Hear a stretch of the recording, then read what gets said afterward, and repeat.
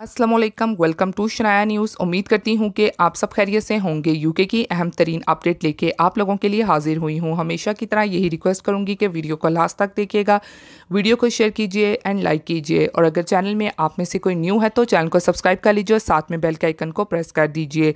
तो आज की अहम तरीन अपडेट कुछ इस तरह से है कि यूके में जिनको प्री सेटलमेंट स्टेटस मिला हुआ है एक्सटेंडेड फैमिली मेम्बर की बेस पे या फिर किसी भी बेसिस पे, तो उनका क्या होगा आगे जब वो सेटलमेंट अप्लाई करेंगे, क्योंकि ये बहुत ही इंटरेस्टेड है। जैसा कि जब एपिडेमिक्स ईयू आया था, इस एपिडेमिक्स में बहुत ही ज़्यादा गहरी एरियाज़ हैं और over the period of time court of appeal बहुत ही बिजी हो जाएगा इन एप्लीकेशन पे, क्योंकि उसकी एग्जांपल ये है कि एपिडेमिक्स ईयू की वजह से ज़िम्बाब्वे के साथ क्या हुआ है, जिसमें से अब कोर्ट ऑफ अपील ने होम ऑफिस को बोला है और होम ऑफिस ने एडमिट किया है कि हम ज़िम्बाब्वे करियर वाला जो लॉ है तो उसको चेंज करेंगे और रीड्राफ्ट करेंगे, और इसी तरह और भी बहुत सी चीज़ें रीड्राफ्ट होनी चाहिए, क्योंकि एपिडेमिक्स ईयू में क्लियरिटी नहीं है। तो अब उनमें से एक चीज़ आ जाती है ये वाली, तो जो होम ऑफिस की पॉलिसी है यानी कि ईयू सेटलमेंट स्कीम की जो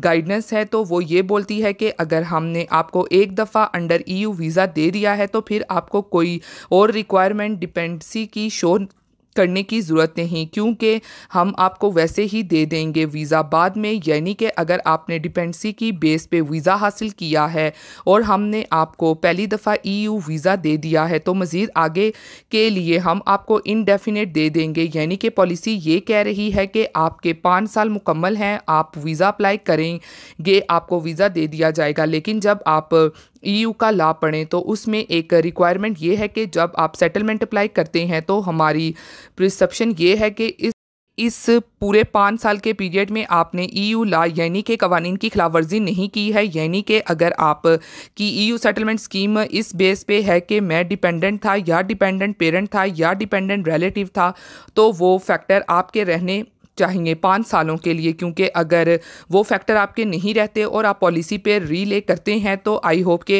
होम ऑफिस फिर भी वीज़ा दे। लेकिन अभी देखा जाए तो होम ऑफिस बिल्कुल बोल रहा है कि हम आपको वीज़ा देंगे, आपको कोई डॉक्यूमेंट्स देने की ज़रूरत नहीं है। तो अब बहुत ही ज़्यादा लोगों को मसला ये आ रहा है कि जिन लोगों ने अपने पेरेंट्स के एपिडेमिक्स ईयू की एप्लीकेशन डाली थी, तो एपिडेमिक्स ईयू में बोला गया था कि पेरेंट्स डिपेंडेंसी शो करने की या फिर कोई डॉक्यूमेंट देने की ज़रूरत नहीं है, क्योंकि हम डिपेंडेंसी को एज्यूम करते हैं। और अगर ये उनकी पॉलिसी ने बोला है, और जिन लोगों ने पेरेंट्स के लिए एपिडेमिक्स ईयू की एप्लीकेशन डाली और जल्द ही से वीज़ा इशू हो गया और पेरेंट्स यूके में आके 6 महीने के वीज़े पे, और अब जब उन्होंने एक्सटेंशन करवाना शुरू की पेरेंट्स की, तो फिर होम ऑफिस ने अब उनको लेटर्स देना शुरू कर दिए हैं कि हमें अपनी डिपेंडेंसी शो करें, और ना कि अभी डिपेंडेंसी शो करें बल्कि एंट्री से पहले की भी शो करें कि आप उनको पैसे भेज रहे थे। तो काफ़ी लोग इस पे हैरान हैं। तो इसका हल ये है कि जो ईयू सेटलमेंट स्कीम की पॉलिसी आप लोगों के साथ शेयर की गई है, तो ये पॉलिसी आप लोगों के काम आएगी, जो कि ये बात बोलती है कि अगर हमने ईयू सेटलमेंट स्कीम के तहत आपको वीज़ा दे दिया है तो फिर डिपेंडेंसी को दोबारा अप्रूव करने की ज़रूरत नहीं है। और अभी तक की गुड न्यूज़ ये है कि जिन लोगों ने इस पॉलिसी का सहारा लिया है तो उनको वीज़े मिल रहे हैं। तो ये थी आज की इंपॉर्टेंट अपडेट। उम्मीद करती हूँ कि आप सबको पसंद आई होगी। फिर मिलती हूँ लेटेस्ट अपडेट में। आप सब अपना बहुत ख्याल रखना। Thank you. खुदा हाफिज़।